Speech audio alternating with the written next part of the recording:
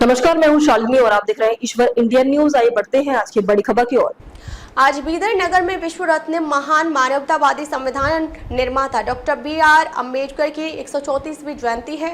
इस समय यूक्रेनी समाजवादी मंत्री श्री ईश्वर खंडारे, पुरादलिता और हज मंत्री श्री रहीम खान, प्रमुख संगीतकार एसपी पिपरा गुंती, श्री बंदेप खाशिमपुर बिदर जिला पंचायत के सीईओ इब्राहिम खान और ईश्वर सिंह ठाकुर, शंकर राव शिंदे, काशीनाथ चलवा, यशपल बोरे, मारुति कांबले, सुनील धोले, तुकाराम सावले, कई लोग उपस्थित थे। ಶೋಷಣೆಗೆ ಒಳಗಾಗಿದ್ದಂತ ಜನ ಇದ್ರು. ಅವೆಲ್ಲ ಜನರ, ದಲಿತರ, ದಮನಿತರ, ಹಿಂದುಳಿದವರ, ಮಹಿಳೆಯರ, ಕಾರ್ಮಿಕರ ಎಲ್ಲ ವರ್ಗದ ಜನರ ಧ್ವನಿಯಾಗಿ ಇವತ್ತು ಸಮಾಜ ನಿರ್ಮಾಣಕ್ಕಾಗಿ ಅವರು ಅಸ್ಪೃಶ್ಯತೆ ವಿರುದ್ಧ ಹೋರಾಟ ಮಾಡ್ತಾರೆ, ಮೌಢ್ಯತೆ ವಿರುದ್ಧ ಹೋರಾಟ ಮಾಡ್ತಾರೆ, ಅಸಮಾನತೆ ವಿರುದ್ಧ ಹೋರಾಟ ಮಾಡ್ತಾರೆ. ಬಾಲ್ಯದಿಂದಲೇ ಇವತ್ತು ಹೋರಾಟ ಮಾಡ್ತಾ ಅದರಲ್ಲಿ ವಿಶೇಷವಾಗಿ ಎಲ್ಲಾ ಕ್ಷೇತ್ರಗಳಲ್ಲಿ ಅವರು ಜ್ಞಾನಿಗಳಾಗಿ ಅವರೇನೊಂದು ಕರೆಯನ್ನು ಕೊಟ್ಟಿದ್ದಾರೆ, ಶಿಕ್ಷಣ, ಸಂಘಟನೆ ಮತ್ತು ಸಂಘರ್ಷ. ನಮ್ಮೆಲ್ಲರಿಗೆ ಅದರಲ್ಲಿ ವಿಶೇಷವಾಗಿ ಯುವಕರಿಗೆ ಆದರ್ಶವಾದಂತದ್ದಿದೆ. ಅದರ ಮುಖಾಂತರ ನಮ್ಮ ಹಕ್ಕುಗಳನ್ನು ಪಡಿಬೇಕು ಅನ್ನುವಂಥದ್ದು ಅವರು ಮೇಧಾವಿಗಳಾಗಿ ಇವತ್ತು ರಾಷ್ಟ್ರ ಮಟ್ಟದಲ್ಲಿ ಅಷ್ಟೇ ಅಲ್ಲ, ಅಂತಾರಾಷ್ಟ್ರೀಯ ಮಟ್ಟದಲ್ಲೂ ಎಲ್ಲಾ ಕ್ಷೇತ್ರಗಳಲ್ಲಿ ಪಾಂಡಿತ್ಯವನ್ನು ಪಡೆದು ಇವತ್ತು ಶಿಕ್ಷಣದ ಮುಖಾಂತರ, ಜ್ಞಾನದ ಮುಖಾಂತರ, ಹೋರಾಟದ ಮುಖಾಂತರ ಇವತ್ತು ಅವರೇನು ನಮಗೆ ಇವತ್ತು ಬರವಣಿಗೆಯಲ್ಲಿ ಏನಾದರೂ ಬೃಹತ್ತಾದಂತಹ ಸಂವಿಧಾನ ಇಡೀ ಜಗತ್ತಿಗೆ ಮಾದರಿ ಆದರ್ಶವಾದಂತಹ ಸಂವಿಧಾನ ಯಾವುದಾದ್ರೂ ಇದ್ರೆ ಅದು ಭಾರತೀಯ ಸಂವಿಧಾನ ಅಂತ ನಾನು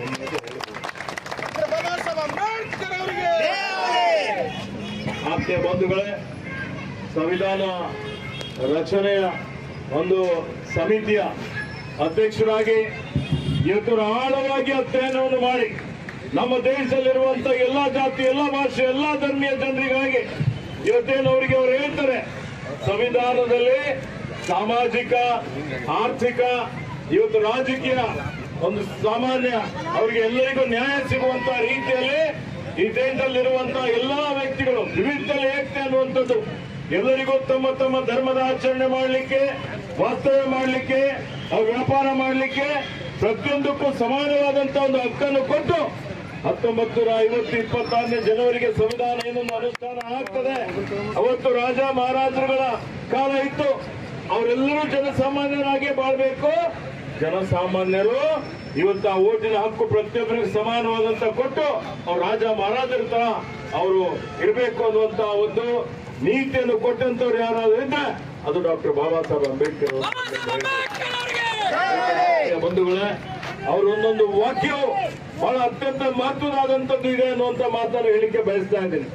ಇವತ್ತು 75 ಮಾನ್ಯ ಜಿಲ್ಲಾಧಿಕಾರಿಗಳು, ಜಿಲ್ಲಾ ಪೊಲೀಸ್ ವರಿಷ್ಠಾಧಿಕಾರಿಗಳು ಡಾಕ್ಟರ್ ಬಾಬಾ ಸಾಹೇಬ್ ಅಂಬೇಡ್ಕರ್ ಅವರಿಗೆ, ಭಾರತೀಯ ಸಂವಿಧಾನಕ್ಕೆ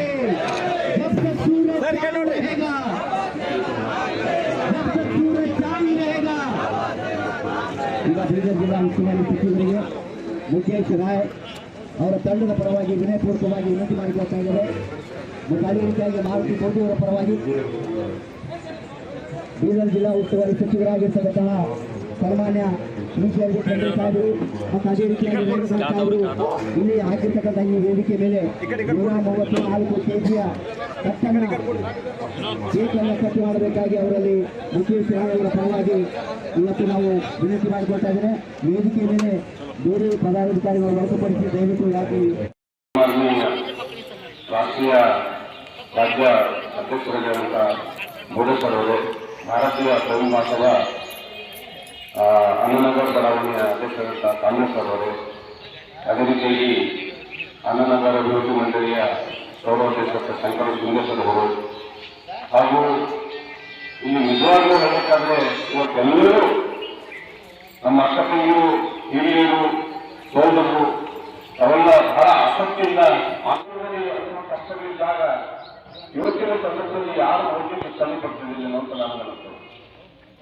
ಶಾಲೆಗಳಲ್ಲಿ ಅವಮಾನ, ಬೀದಿಗಳಲ್ಲಿ ಅವಮಾನ, ನೀರು ಕುಡಿಯಲಿಕ್ಕೆ ಹೋಗುವ ಅವಮಾನ, ಛತ್ರಿ ಗಾಡಿಯಲ್ಲಿ ಹೋಗುವ ಸಂದರ್ಭದಲ್ಲಿ ಅವಮಾನ, ಬಾಡಿಗೆ ಮನೆಯಲ್ಲಿದ್ದಾಗ ಇವರು ಆಸ್ಪತ್ರೆ ತಿಳ್ಕೊಂಡು ಮನೆಯಿಂದ ಹೊರಗೆ ಹಾಕ್ತಕ್ಕಂಥ ಅವಮಾನ, ಅಷ್ಟೇ ಅಲ್ಲ ಪ್ರತಿಯೊಂದು ಕ್ಷೇತ್ರದಲ್ಲಿ ಅಷ್ಟೆಲ್ಲ ಅವಮಾನವನ್ನು ಸಹಿಸಿಕೊಂಡು ಏ ಮಗ ಈ ಕಡೆ ಮರಿ ಮಾಡು ಕಷ್ಟಗಳನ್ನು ಸಹ ಕೂಡ ಸಹಿಸಿಕೊಂಡು ವಿಶಾಲವಾಗಿರ್ತಕ್ಕಂಥ ಮಾಡುತ್ತಿದೆ ಉನ್ನತ ವ್ಯಾಸಂಗ ಮಾಡಿರ್ತಕ್ಕಂಥ ವ್ಯಕ್ತಿ ಈ ದೇಶದಲ್ಲಿ ಯಾರಾದರೂ ಅದು ಡಾಕ್ಟರ್ ಬಾಬಾ ಸಾಹೇಬ್ ಅಂಬೇಡ್ಕರ್ ಅವರು ಅನೇಕ ಸಲ ತನ್ನ ಕುಟುಂಬದ ತನ್ನ ಧರ್ಮಪತ್ನಿಯವರು ಒಂದೊಂದ್ಸರಿ ಸಂದರ್ಭದಲ್ಲಿ ಚರ್ಚೆ ಮಾಡ್ತಾ ಇದ್ರು. ಬಲರಾಮ್ ಅವರಾಗಲಿ, ಆನಂದರಾಗಲಿ, ಮತ್ತೆ ಮಂಜುಳ, ಆಮೇಲೆ ಭೀಮರಾವ್, ಇವರೆಲ್ಲರೂ ಚರ್ಚೆ ಮಾಡೋ ಕುಟುಂಬದಲ್ಲಿ ಚರ್ಚೆ ಮಾಡೋ ಸಂದರ್ಭದಲ್ಲಿ ಒಂದು ಸಂದರ್ಭ ಕೊಡ್ತದೆ.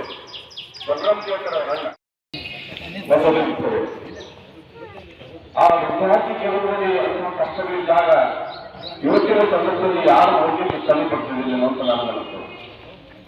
ಶಾಲೆಗಳಲ್ಲಿ ಅವಮಾನ, ಬೀದಿಗಳಲ್ಲಿ ಅವಮಾನ, ನೀವು ಸಮಯಕ್ಕೆ ಹೋಗದ ಅವಮಾನ, ಛತ್ರಿ ಗಾಡಿಯಲ್ಲಿ ಹೋಗುವ ಸಂದರ್ಭದಲ್ಲಿ ಅವಮಾನ, ಬಾಡಿಗೆ ಮನೆಯಲ್ಲಿದ್ದಾಗ ಇವ ಆಸ್ಪತ್ರೆ ತಿಳ್ಕೊಂಡು ಮನೆಯಿಂದ ಹೊರಗೆ ಹಾಕ್ತಕ್ಕಂಥ ಅವಮಾನ. ಅಷ್ಟೇ ಅಲ್ಲ ಪ್ರತಿಯೊಂದು ಕ್ಷೇತ್ರದಲ್ಲಿ ಅಷ್ಟೆಲ್ಲ ಅವಮಾನವನ್ನು ಸಹಿಸಿಕೊಂಡು ಏ ಮಗ ಈ ಕಡೆ ಮರಿ ಮಾಡು ಕಷ್ಟಗಳನ್ನು ಸಹ ಕೂಡ ಸಹಿಸಿಕೊಂಡು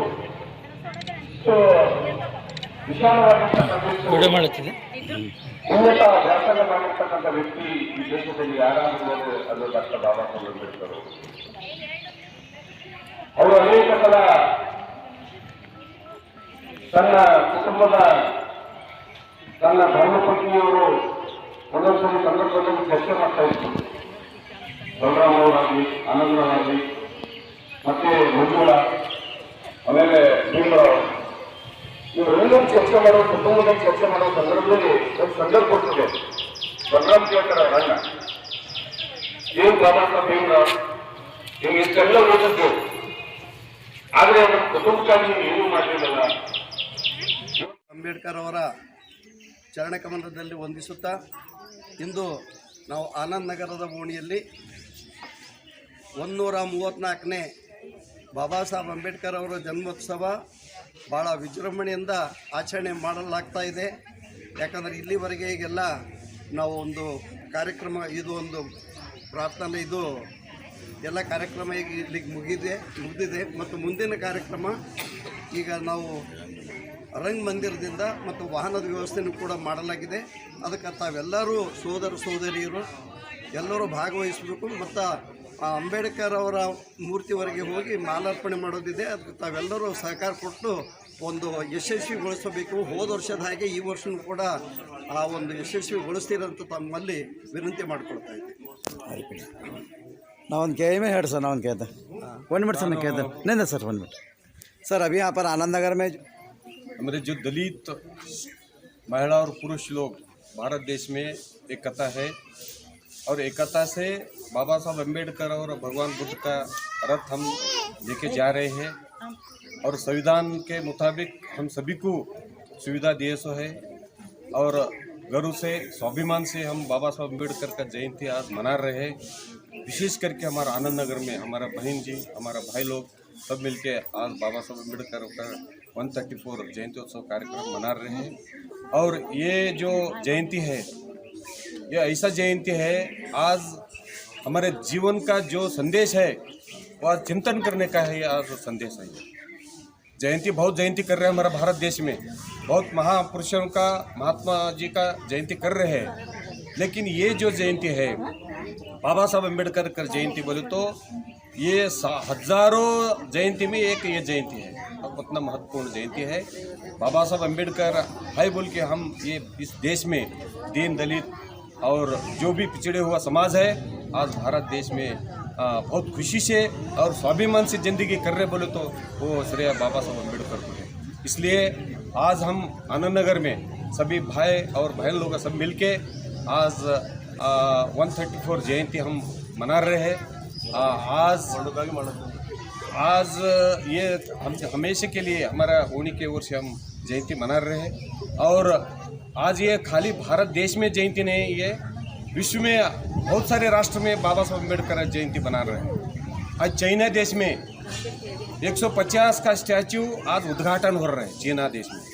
जो चीना देश का राष्ट्रपति और प्रधानमंत्री क्या बोलते हैं, चंद लोग पूछे तुम चीना और भारत को क्या संबंध है, बाबा साहब अम्बेडकर को तुमको क्या संबंध है, चीना में 150 फीट का स्टैच्यू क्यों बना रहे, क्यों आज उद्घाटन कर रहे बोल के वहाँ का प्रधानमंत्री को पूछे तो चीना का प्रधानमंत्री क्या बोलते हैं, बाबा साहब अम्बेडकर जो संविधान लिखे केवल भारत को नहीं, वो विश्व में जितना देश है वो पूरा देश को ये वो इक्वलिटी और समानता का ये जो संदेश है वो संविधान में है। वो संविधान हर देश को उपलब्ध है, इसलिए हम बाबा साहब अम्बेडकर का स्टैच्यू आज उद्घाटन कर रहे हैं बोल के चीन का प्रधानमंत्री बोलते हैं। और गए सो राष्ट्रपति, अमेरिका राष्ट्रपति, वो क्या बोलते हैं, सिंबल ऑफ नॉलेज, भारत देश में नहीं है विश्व में बाबा साहब अम्बेडकर का जितना उन्होंने अभ्यास करे और जितना उन्होंने क्वालिफिकेशन करे, हायर एजुकेशन करे, उनके मुताबिक विश्व में कोई भी नहीं, इसलिए बाबा साहब अम्बेडकर का विश्व रत्न है बोल के आज उनको मना रहे हैं हम लोग।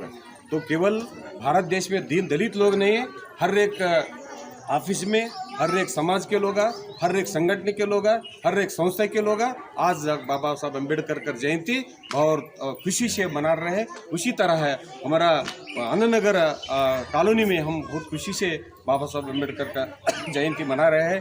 तो आज आप मीडिया लोगों को भी हम बधाई देते हैं, आप हमारे कॉलोनी को आके हमारा जो विचार तुम पूछ रहे हैं, आपको भी हमारे कॉलोनी की ओर से बहुत बहुत बधाई देते हुए आपको धन्यवाद। जय भीम, जय बुद्ध।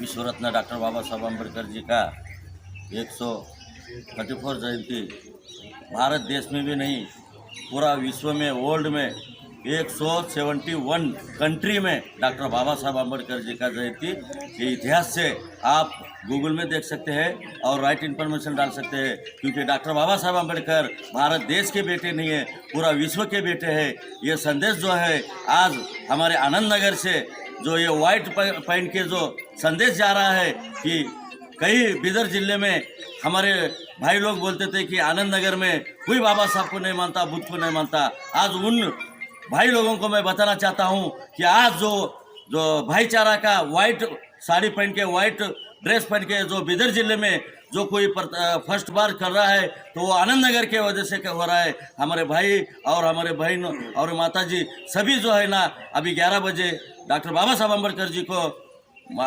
फूलों का हार डाल के सभी को हम 134ನೇ ಜಯಂತಿ ಪ್ರಯುಕ್ತ ಈ ನಮ್ಮ ಆನಂದನಗರದಲ್ಲಿ ಪ್ರತಿ ವರ್ಷದಂತೆ ಈ ಕಾರ್ಯಕ್ರಮ ನಾವು ಹಮ್ಮಿಕೊಳ್ಳುತ್ತಿದ್ದೇವೆ. ಆದರೆ ವಿಜೃಂಭಣೆಯಿಂದ ಹೇಳಬೇಕಾದರೆ ಹೋದ ವರ್ಷದಿಂದ ಈ ವರ್ಷದವರೆಗೆ ನಾವು ಈ ಕಾರ್ಯಕ್ರಮವನ್ನು ಹಮ್ಮಿಕೊಳ್ಳುತ್ತಿದ್ದೇವೆ. ಈ ಕಾರ್ಯಕ್ರಮದಲ್ಲಿ ಎಲ್ಲ ಈ ಓಣಿಯ ಎಲ್ಲ ಹೆಣ್ಣು ಮಕ್ಕಳು, ಚಿಕ್ಕ ಮಕ್ಕಳು, ಹಿರಿಯರು ಎಲ್ಲರೂ ಈ ಸಾಂಸ್ಕೃತಿಕ ಕಾರ್ಯಕ್ರಮದಲ್ಲಿ ಎಲ್ಲರೂ ಭಾಗವಹಿಸಿ ಅನೇಕ ಆಟಗಳನ್ನು ಆಡಿದ್ದಾರೆ. ಹಾಗೂ ಆ ಆಟದಲ್ಲಿ ಎಲ್ಲರೂ ಫಸ್ಟ್ ಪ್ರೈಸು, ಸೆಕೆಂಡ್ ಪ್ರೈಸು ಅಂತೇಳಿ ಎಲ್ಲರೂ ತೆಗೆದುಕೊಂಡಿದ್ದಾರೆ. ಅವರು ಮತ್ತು ಮುಂದಿನ ವರ್ಷದಲ್ಲಿ ಕೂಡ ಈ ವರ್ಷದಂತೆ ವಿಜೃಂಭಣೆಯಿಂದ ಮಾಡಲಾಗುತ್ತದೆ ಅಂತೇಳಿ ನನ್ನ 2 ಮಾತುಗಳನ್ನು ಮುಗಿಸುತ್ತೇನೆ. ಜೈ ಹಿಂದ್, ಜೈ ಹಿಂದ್. ಒಂದೇ ಸತಿ ಜೈ ಹೊಡ್ರಿ ಬಾಬಾ ಸಾಹೇಬ್ ಅಂಬೇಡ್ಕರ್ ಒಂದೇ ಸತಿ. बोलो बुद्ध भगवान की डॉक्टर बाबा साहेब आंबेडकरांचा, डॉक्टर बाबा साहेब आंबेडकरांचा 134 जयंतीचा बोलो भीम भगवान की जय जय जय जय जय भीम. ओके.